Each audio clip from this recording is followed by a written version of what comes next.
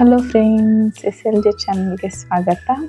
ಇವತ್ತೇನು ಟಾಪಿಕ್ ತೊಗೊಂಬಂದಿದ್ದೀನಿ ಅಂದರೆ, ನಾನು ಅಕ್ಷಯಕಲ್ಪದಿಂದ ಎಲ್ಲಿಗೆ ಜರ್ನಿ ಮಾಡಿದ್ದೀನಿ ಅಂತ ಹೇಳಿ ನಿಮ್ಮ ಮುಂದೆ ಹಂಚ್ಕೊಳ್ಳೋಕ್ಕೆ ನಾನು ಇಷ್ಟಪಡ್ತಾ ಇದ್ದೀನಿ. ಇವತ್ತಿನ ದಿನ ನಾನು ಅಕ್ಷಯಕಲ್ಪದಿಂದ ಡೈರೆಕ್ಟಾಗಿ ಒಬ್ಬರು ರೈತರ ಮನೆಗೆ ವಿಸಿಟ್ ಮಾಡಿದೆ. ರೈತರು ಬಂದು ಅಕ್ಷಯಕಲ್ಪದಲ್ಲಿ ನನಗೆ ಫ್ರೆಂಡ್ ಆಗಿದ್ದು. ಇವ್ರು ತುಂಬ ಒಳ್ಳೆ ಒಂದು ಸಕ್ಸಸ್ ಹೊಂದಿದಂತಹ ರೈತ ಅಂತಲೇ ಹೇಳ್ಬೋದು.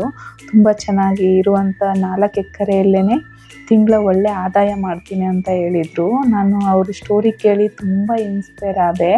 ನಾನು ಸರ್ ನೋಡೋಣ ನಿಮ್ಮ ತೋಟ ಎಲ್ಲಿದೆ ಸರ್, ಎಷ್ಟು ದೂರ ಆಗುತ್ತೆ ಇಲ್ಲಿಂದ ಅಂತ ಹೇಳಿದೆ.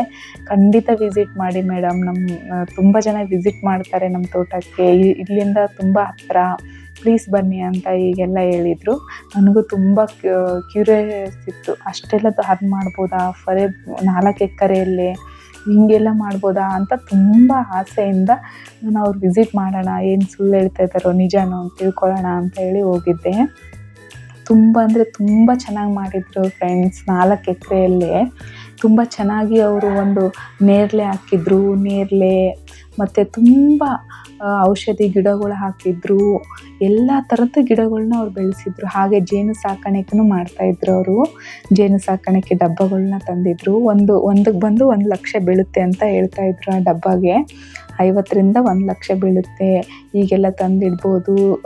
ಜಾಮೂನು ಜೇನಿದ್ರೆ ತುಂಬ ಕಾಸ್ಟ್ಲಿ ಮೇಡಮ್, ನಾವು ಈ ಥರ ಎಲ್ಲ ಇದನ್ನು ಒಂದು ಏನು ಜೇನು ಸಾಕಾಣಿಕೆ ಮಾಡಿ ಅದನ್ನು ಸೇಲ್ ಮಾಡ್ತೀವಿ ಅಂತ ಹೇಳ್ತಾಯಿದ್ರು.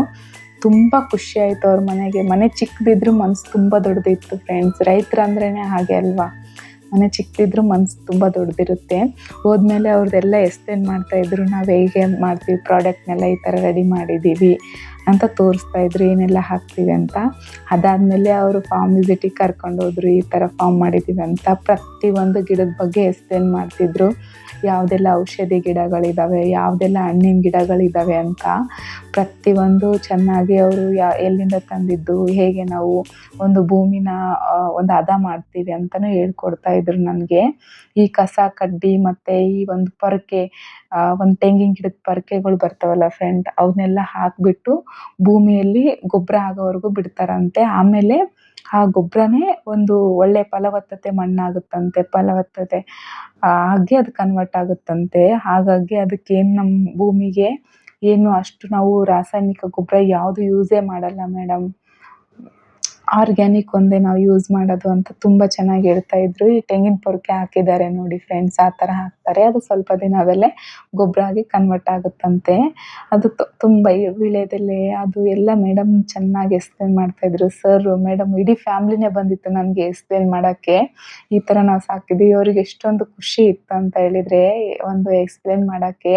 ಅಷ್ಟೊಂದು ಖುಷಿಯಿಂದ ಬಂದು ನಮಗೆ ಇದು ಈ ಗಿಡ, ಇದು ಈ ಥರ ಬೆಳಿತೀವಿ, ಇದು ಇಲ್ಲಿಂದ ತಂದಿದ್ದೀವಿ, ಇದು ಇಲ್ಲಿಗೆ ಸೇರಿದ್ದು, ಇದು ಈ ಥರ ಪಲ್ಯಗಳನ್ನೆಲ್ಲ ಈ ಥರ ಮಾಡಿದರೆ ಇದಕ್ಕೆ ಕಾಲು ಬೇನೆ ಕಮ್ಮಿ ಆಗುತ್ತೆ, ಕೈ ಬೇನೆ, ಇದು ಪ್ರತಿಯೊಂದು ಏನಕ್ಕೆ ಯೂಸ್ ಆಗುತ್ತೆ, ಏನು ಇದು ಎಲ್ಲಿಂದ ತಂದಿದ್ದೀವಿ ಅಂತ ಪ್ರತಿಯೊಂದು ಎಕ್ಸ್ಪ್ಲೇನ್ ಮಾಡ್ತಿದ್ರು. ಒಂದೊಂದು ಗಿಡದ್ದು ಒಂದು ಪ್ರಾಮುಖ್ಯತೆ ತಿಳಿಸ್ತಾ ಇದ್ರು. ಅಷ್ಟೇ ಚೆನ್ನಾಗಿ ಇಡೀ ಫ್ಯಾಮ್ಲಿ ಅಷ್ಟು ಖುಷಿಯಾಗಿ ನನಗೆ ಎಕ್ಸ್ಪ್ಲೇನ್ ಮಾಡ್ತಾ ಇದ್ರಲ್ವಾ. ನಾನು ತುಂಬ ಅಂದರೆ ತುಂಬ ಮನಸ್ಸಲ್ಲಿ ಅನ್ಕೋತಾ ಇದ್ದೆ, ವಾವ್ ಎಷ್ಟು ಚೆನ್ನಾಗಿರೋ ಅಂಥ ಫ್ಯಾಮ್ಲಿ ಇದು. ಅದೇ ಫ್ರೆಂಡ್ಸ್, ರೈತರ ಮನಸ್ಸು ಯಾವಾಗಲೂ ಮನೆ ಚಿಕ್ಕದಿದ್ರು ಮನಸ್ಸು ತುಂಬ ದೊಡ್ಡದು ಅಂತಾರಲ್ವ, ಅದೇ ಥರನೇ ನೋಡಿ. ನಾನು ಸರ್ ಕೇಳಿದೆ, ಸರ್ ನಿಮ್ದೇನು ಎಜುಕೇಷನ್ ಆಗಿದೆ ಸರ್ ಅಂತ ಸುಮ್ಮನೆ ಕೇಳಿದೆ. ನಾನು ಅಂದ್ಕೊಂಡಿದ್ದೆ ಏನು ಓದಿಲ್ಲೇನು ಅಂದ್ಕೊಂಡಿದ್ದೆ. ಬಟ್ ಎಲ್ಲರೂ ಡಬಲ್ ಡಿಗ್ರಿ ಮಾಡಿದವರೆಲ್ಲ ಮಾಡ್ತಾಯಿದ್ದಾರೆ ಕೆಲಸ. ಡಿಗ್ರಿ ಎಲ್ಲ ಮಾಡ್ಕೊಂಡು ಎಷ್ಟಿಂದ ರೈತರಾಗಿದ್ದಾರೆ, ಅದು ಗ್ರೇಟ್. ಅವರು ತುಂಬ ಹೊಸ ತಿಳ್ಕೊತಾ ಇರ್ತಾರೆ. ಒಂದು ನೀರಿನ ಬಗ್ಗೆ ಆಗಲಿ, ಭೂಮಿ ಬಗ್ಗೆ ಆಗಲಿ, ಹೊಸ ತಳಿಗಳ ಬಗ್ಗೆ ಆಗಲಿ, ಪ್ರತಿಯೊಂದು ಕೃಷಿ ಮೇಳಗಳನ್ನ ಅಟೆಂಡ್ ಮಾಡಿ ಒಳ್ಳೆ ತಳಿಗಳನ್ನ ತಿಳ್ಕೊತಾರೆ. ಜನರಿಗೆ ಅವರು ಇವಾಗ ಸ್ಟಾರ್ಟ್ ಮಾಡಬೇಕಂತ ರೈತರಿಗೂ ಹೆಲ್ಪ್ ಮಾಡ್ತಾರೆ. ತಾವು ತಿಳ್ಕೊಂಡಂಥ ಜ್ಞಾನನ ರೈತರಿಗೆ ಹಂಚ್ತಾರೆ. ಈ ಥರ ಎಲ್ಲ ಮಾಡ್ತಾಯಿದ್ದಾರೆ. ತುಂಬ ಅಂದರೆ ತುಂಬ ಖುಷಿ ಆಯಿತು ಫ್ರೆಂಡ್ಸ್. ಇವ್ರ ಮನೆಗೆ ಹೋದ್ಮೇಲೆ ಯಾವುದು ಗಿಡ, ಈ ಮಾವಿನ ತಳಿ ಯಾವುದು, ಮಾವಿನ ಹಣ್ಣು ಎಷ್ಟು ಸ್ವೀಟ್ ಆಗಿರುತ್ತಂತೆ, ಮಾವಿನ ಹಣ್ಣೆಲ್ಲ ಕೊಟ್ಟರು. ತುಂಬ ಚೆನ್ನಾಗಿ ನೋಡ್ಕೊಂಡ್ರು ಅಂತಲೇ ಹೇಳ್ಬೋದು. ನಾನು ಅಲ್ಲಿ ಒಂದಿನ ಸ್ಟೇ ಆಗಬೇಕಾಯ್ತು, ಪರಿಸ್ಥಿತಿ ತುಂಬ ನೈಟ್ ಆಗಿಬಿಡ್ತು, ನಾನು ರಿಟರ್ನ್ ಹೋಗೋಕ್ಕಾಗಲಿಲ್ಲ. ಹಾಗಾಗಿ ಅಲ್ಲಿ ಸ್ಟೇ ಸಹ ಆಗಿದ್ದೆ. ತುಂಬ ಅಂದರೆ ತುಂಬ ಚೆನ್ನಾಗಿ ನೋಡಿಕೊಂಡ್ರು ನನ್ನ. ಪ್ರತಿಯೊಂದು ಗಿಡದ ಬಗ್ಗೆ ಎಕ್ಸ್ಪ್ಲೇನ್ ಮಾಡಿದರು. ಅವ್ರ ತೋಟದಲ್ಲಿ ಏನೇನು ಬೆಳಿತೀವಿ ಮತ್ತು ಯಾವುದಕ್ಕೆಲ್ಲ ಯೂಸ್ ಮಾಡ್ತೀವಿ. ನಾವು ಹೊರಗಡೆಯಿಂದ ₹1 ನಾವು ಏನು ಪರ್ಚೇಸ್ ಮಾಡಲ್ಲ.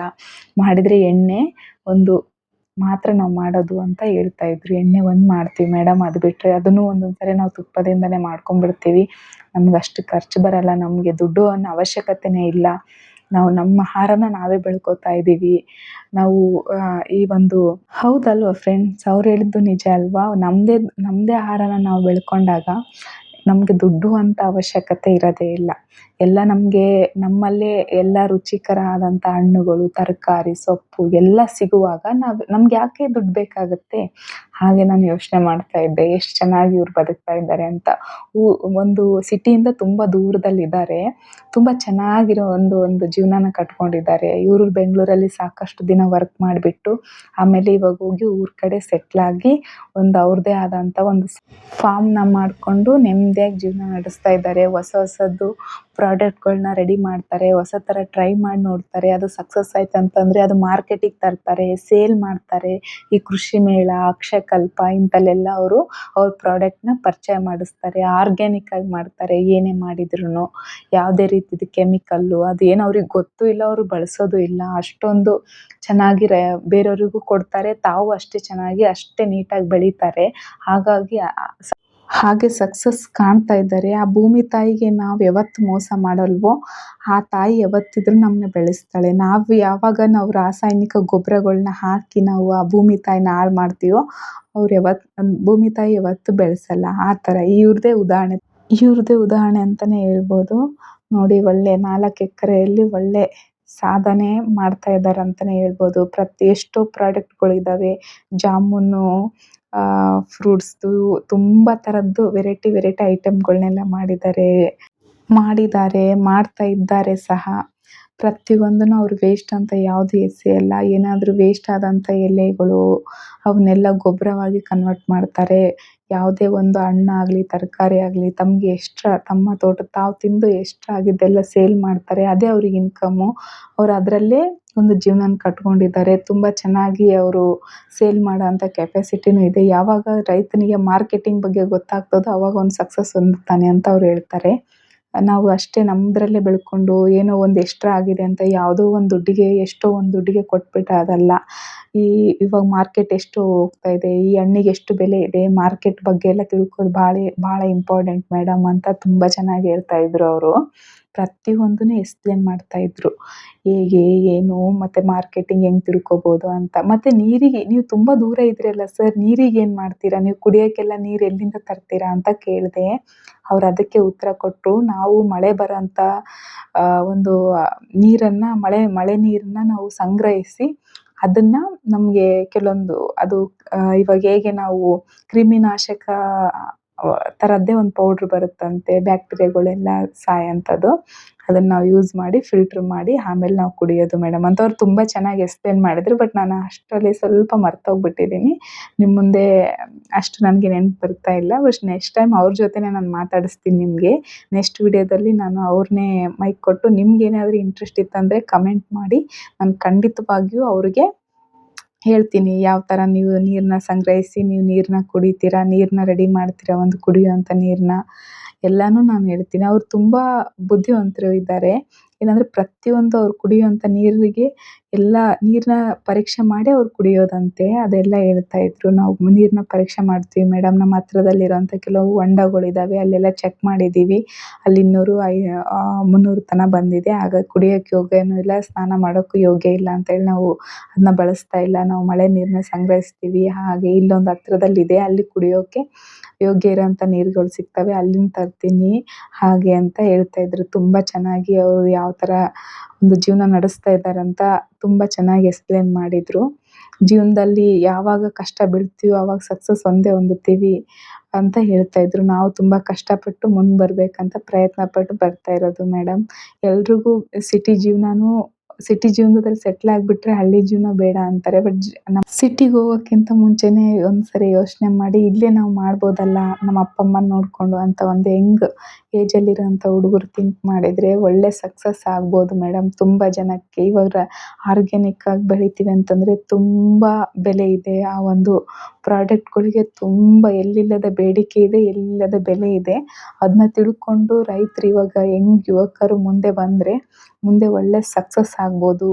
ಸಕ್ಸಸ್ ಹೊಂದ್ಬೋದು ಅಂತ ಪ್ರತಿಯೊಂದು ಎಕ್ಸ್‌ಪ್ಲೇನ್ ಮಾಡ್ತಾಯಿದ್ರು. ಎಷ್ಟೋ ಜನ ಅವ್ರಿಗೆ ನನಗೆ ಗೊತ್ತಿರ್ಲಾರಂತ ಎಷ್ಟೋ ಜನ ರೈತರು ಬಗ್ಗೆ ಹೇಳ್ತಾ ಇದ್ರು. ಯೂಟ್ಯೂಬಲ್ಲೆಲ್ಲ ನಾವು ಈ ಥರ ನೋಡ್ತೀವಿ ಮೇಡಮ್, ಆ ಥರ ನೋಡಿ ಆ ಥರ ಪ್ರಾಡಕ್ಟ್‌ನ ರೆಡಿ ಮಾಡಿ ನಾವು ಟ್ರೈ ಮಾಡಿ ಸಕ್ಸಸ್ ಆದರೆ ಅದನ್ನ ಮಾರ್ಕೆಟಿಂಗ್ ತರ್ತೀವಿ, ಮಾರ್ಕೆಟ್ ಮಾಡ್ತೀವಿ ಅಂತ ಪ್ರತಿಯೊಂದು ಹೇಳ್ತಾ ಇದ್ರು. ಇದು ಈ ಥರ, ಇದು ಈ ಎಲೆಗಳು ಈ ಥರ ಅಂತ ಪ್ರತಿಯೊಂದು ಹೇಳ್ತಾ ಇದ್ರು. ಇದು ಇಷ್ಟೊಂದು ಒಂದು ಒಳ್ಳೆ ವಿಟಮಿನ್ಸು, ಮಿನರಲ್ಸು ತುಂಬಿದಂತಹ ಒಂದು ಸಸ್ಯದ ಗಿಡ ಅಂತ ಪ್ರತಿಯೊಂದು ಹೇಳ್ತಿದ್ರು. ಯಾಕಂದರೆ ನಾನು ಮರ್ತೋಗ್ಬಿಟ್ಟಿದ್ದೀನಿ ಫ್ರೆಂಡ್ಸ್, ಇಲ್ಲಾಂದರೆ ಅವ್ರ ಹತ್ರನೇ ಇನ್ನೂ ತುಂಬ ಚೆನ್ನಾಗಿ ನಾನು ನಿಮಗೆ ಎಕ್ಸ್‌ಪ್ಲೇನ್ ಮಾಡಿಸ್ತೀನಿ. ನೆಕ್ಸ್ಟ್ ಸರಿ ಖಂಡಿತವಾಗಿ ಹೋಗ್ತೀನಿ. ತುಂಬ ಪ್ರೀತಿ ಕೊಟ್ಟರು ಅವರು ನನಗೆ. ನೆಕ್ಸ್ಟ್ ಟೈಮ್ ಬನ್ನಿ ಮೇಡಮ್ ಅಂತಲೂ ಹೇಳಿದರು. ಏನಾದರೂ ನನಗೆ ಬೇಕಾದಂಥ ಪ್ರಾಡಕ್ಟು ತಗೋಕ್ಕೆ ಅಂತ ಆದರೂ ನಾನು ಖಂಡಿತ ಹೋಗೇ ಹೋಗ್ತೀನಿ. ಅಲ್ಲಿ ತುಂಬ ಥರದ ಪ್ರಾಡಕ್ಟ್ಗಳು ಅವ್ರು ಸೇಲ್ ಮಾಡ್ತಾ ಇದ್ದಾರೆ. ಒಂದು ಕರಿಬೇವಿನ ಪೌಡ್ರ್ ಮಾಡಿ ಹಾಕ್ಕೊಡೋದಾಗಲಿ, ಕೆಲವೊಂದು ಅವರಿಗೆ ಇವಾಗ ಹಸಿದಾಗಿದ್ದಾಗ ಸಂಗ್ರಹಿಸೋಕ್ಕಾಗದೇ ಇದ್ದಾಗ ಅದನ್ನು ಒಣಗಿಸ್ಬಿಟ್ಟು ಪೌಡ್ರ್ ರೀತಿಯಲ್ಲಿ ಸಂಗ್ರಹಿಸಿ ಅವರು ಸೇಲ್ ಮಾಡ್ತಾರೆ. ಅದು ತುಂಬ ಒಳ್ಳೆ ಪ್ಲ್ಯಾನು ಸಹ. ಹಾಗೇ ತಿರುಗಾಡ್ತಾ ಆಡ್ತಾ ತೋಟ ಎಲ್ಲ ರೌಂಡ್ ಆಗ್ತಾನೆ ಸಂಜೆ ಆಗಿಬಿಡ್ತು ಫ್ರೆಂಡ್ಸ್. ತುಂಬ ಕತ್ಲಾಗ್ತಾ ಬಂದಾಗ ಕೆಲವೊಂದು ಫ್ರೂಟ್ಸ್‌ಗಳನ್ನ ತಗೊಂಡು ನಾನು ಮನೆ ಕಡೆ ಹೊರಡೋಣ ಅಂತ ಹೇಳಿ, ಟೈಮ್ ಆಯಿತು, ನಾಳೆ ಸ್ವಲ್ಪ ಎಕ್ಸ್‌ಪ್ಲೇನ್ ಮಾಡ್ತೀವಿ, ಇನ್ನೂ ಸ್ವಲ್ಪ ತೋಟ ಇದೆ ಅಂತ ಹೇಳಿ, ಇನ್ನೂ ಸ್ವಲ್ಪ ಗಿಡಗಳೆಲ್ಲ ಇದ್ದಾವೆ, ನಾಳೆ ಎಕ್ಸ್‌ಪ್ಲೇನ್ ಮಾಡ್ತೀವಿ ಅಂತೇಳಿ ನನಗೆ ಮನೆಗೆ ಕರ್ಕೊಂಡೋದ್ರು. ಹೋಗೋಷ್ಟಿಗೆ ಮಿಂಚುಳಗಳು ಬಂದಿದ್ದು, ತುಂಬ ಚೆನ್ನಾಗಿದ್ದವು ಫ್ರೆಂಡ್ಸ್. ನಾನು ಮಿಂಚುಳಗಳು ನೋಡೇ ಇರಲಿಲ್ಲ. ರಾತ್ರಿ ಎಷ್ಟು ಚೆನ್ನಾಗಿ ಕಾಣಿಸ್ತವೆ. ಹಾಗೆ ಮಿಂಚುಳ ನೋಡಿಕೊಂಡು ಮನೆಗೆ ಹೋಗಿ ಫ್ರೆಶ್ ಅಪ್ ಆದೆ. ಅವ್ರ ಮನೆಯದು ಇದು. ಅಲ್ಲಿ ಫ್ರೆಶ್ ಅಪ್ ಆದಮೇಲೆ ಫಸ್ಟ್ ಕ್ಲಾಸ್ ಬಿಸಿ ಬಿಸಿ ಮುದ್ದೆ, ಒಂದು ಸೊಪ್ಪಿನ ಪಲ್ಯ ಕೊಟ್ಟಿದ್ದರು. ಅದಾದಮೇಲೆ ಹಂಗೆ ತಿಂತಾನೆ ಅವರು ಸಾಧನೆ ಬಗ್ಗೆ ಹೇಳ್ತಾಯಿದ್ರು. ಇಲ್ಲಿ ಪ್ರಶಸ್ತಿ ತೊಗೊಂಡಿದ್ದಾರೆ, ಈ ಥರ ಇಲ್ಲಿ ಹೋದಾಗ ಈ ಥರದ ಪ್ರಶಸ್ತಿ ತೊಗೊಂಡಿದ್ದಾರೆ, ತುಂಬ ಪ್ರಶಸ್ತಿಗಳು ಬಂದಿದ್ದಾವೆ, ಪ್ರತಿಯೊಂದಕ್ಕೂ ಅಟೆಂಡ್ ಮಾಡ್ತೀವಿ ನಾವು, ರೈತರಿಗೆ ಎಕ್ಸ್‌ಪ್ಲೇನ್ ಮಾಡ್ತೀವಿ, ನಾವು ಯಾವ ಥರ ಒಂದು ಪರಿವರ್ತನೆ ಹೊಂದುತ್ತಾ ಇದ್ದೀವಿ, ನೀವು ಆ ಥರ ಮಾಡಿ ಅಂತ ನಾವು ಹೇಳ್ತಾ ಇರ್ತೀವಿ ಅಂತ ಪ್ರತಿಯೊಂದು ಅವ್ರ ಸರ್ ವೈಫ್ ಎಕ್ಸ್‌ಪ್ಲೇನ್ ಮಾಡ್ತಾಯಿದ್ರು. ಈ ಥರ ಅಂತ ಅವ್ರು ತಂದು ಅವ್ರಿಗೆ ಎಷ್ಟು ಇಷ್ಟ ಇತ್ತು ಗೊತ್ತಾ ಒಂದು ತೋರಿಸೋಕೆ. ಇಲ್ಲಿಂದ ಈ ಥರ ಪ್ರಶಸ್ತಿ ಸಿಕ್ಕಿದೆ, ಅಲ್ಲಿಂದ ಈ ಥರ ಪ್ರಶಸ್ತಿ ಸಿಕ್ಕಿದೆ ಅಂತೆ. ಇದು ಪ್ರಾಡಕ್ಟ್ಸ್ಗಳು, ತುಂಬ ಇದು ಪ್ರಾಡಕ್ಟ್ಗಳು. ನಾನು ಕೆಲವೊಂದು ನನಗೆ ಬೇಕಾದವು ತಗೊಳ್ಳುವಾಗ ನಾನು ಈ ವಿಡಿಯೋ ಮಾಡ್ಕೊಂಡಿರೋದು.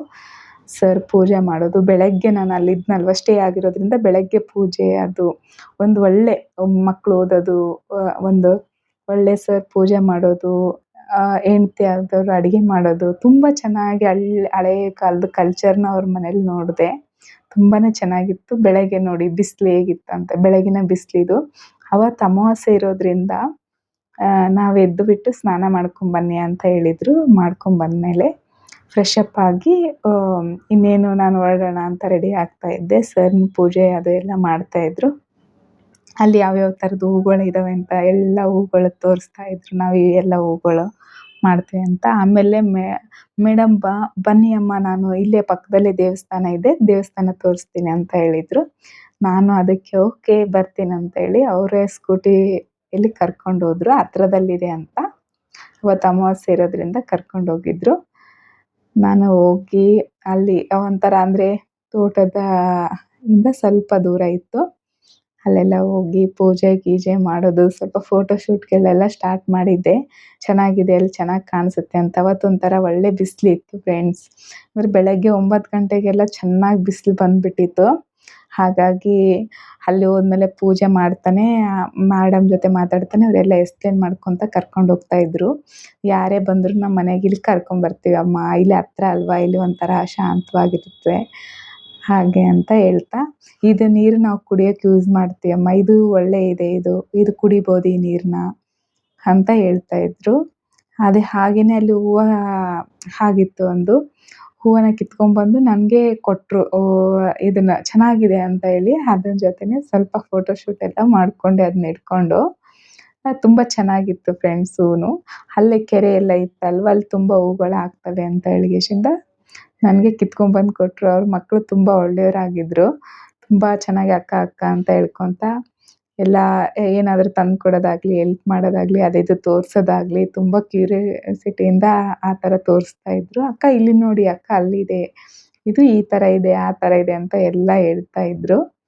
ತುಂಬ ಚೆನ್ನಾಗಿ ಅನಿಸ್ತು ಫ್ರೆಂಡ್ಸ್. ನಾನು ಅಂದರೆ ಆಕಸ್ಮಿಕವಾಗಿ ಅಲ್ಲಿ ಹೋಗಿದ್ದು. ಬಟ್ ಅಲ್ಲಿದ್ದಂಥ ಕ್ಷಣಗಳು ನನಗೆ ತುಂಬ ಮೆಮೊರೇಬಲ್ ಇದ್ವು. ಅಷ್ಟು ಚೆನ್ನಾಗಿತ್ತು. ಅದೇ ರೈತರ ಮನಸ್ಸು ಯಾವಾಗಲೂ ದೊಡ್ಡದಾಗಿರುತ್ತೆ ಅಂತ ಹೇಳ್ತಾರಲ್ವ, ಆ ಥರ ಫ್ರೆಂಡ್ಸ್. ತುಂಬ ಅಂದರೆ ತುಂಬ ಪ್ರೀತಿ ಕೊಟ್ಟರು, ತುಂಬ ಚೆನ್ನಾಗಿ ನೋಡಿಕೊಂಡ್ರು ನಾನಿರೋ ದಿನ. ಈ ವಿಡಿಯೋ ಇಷ್ಟ ಆಗಿದ್ದರೆ ಫ್ರೆಂಡ್ಸ್ ಲೈಕ್ ಮಾಡಿ, ಶೇರ್ ಮಾಡಿ, ಸಬ್ಸ್ಕ್ರೈಬ್ ಮಾಡಿ. ನಿಮ್ಮ ಯಾದಗಿರಿ ಹುಡುಗಿಗೆ ಪ್ರೋತ್ಸಾಹ ಮಾಡಿ. ಯಾವಾಗಲೂ ನನ್ನ ವಿಡಿಯೋಗಳನ್ನ ನೋಡ್ತಾ ಇರಿ. ನನ್ನ ಅನುಭವದ ಬಗ್ಗೆ ನಾನು ನಿಮ್ಮ ಹತ್ರ ವ್ಯಕ್ತಪಡಿಸೋಕೆ ಇಷ್ಟಪಡ್ತೀನಿ. ನಾನು ತುಂಬ ಟ್ರಾವೆಲ್ ಮಾಡಬೇಕಂತ ಅಂದ್ಕೊಂಡಿದ್ದೀನಿ ಮುಂದಿನ ದಿನಗಳಲ್ಲಿ. ಆ ಟ್ರಾವೆಲಿಂಗ್ ವೀಡಿಯೋಸು, ನನ್ನ ಲೈಫ್ ಸ್ಟೈಲ್ ವೀಡಿಯೋಸು, ನಾನು ಮಾಡುವಂಥ ವರ್ಕ್ ಲೈಫ್ ವೀಡಿಯೋಸ್ ಎಲ್ಲ ನಿಮಗೆ ತೋರಿಸ್ತಾ ಇರ್ತೀನಿ. ಇವಾಗ ನಾನು ಬೆಂಗಳೂರಿಗೆ ಹೊರಟೆ. ಇವತ್ತಿನ ದಿನ ಹೀಗಿತ್ತು. ಬಾಯ್.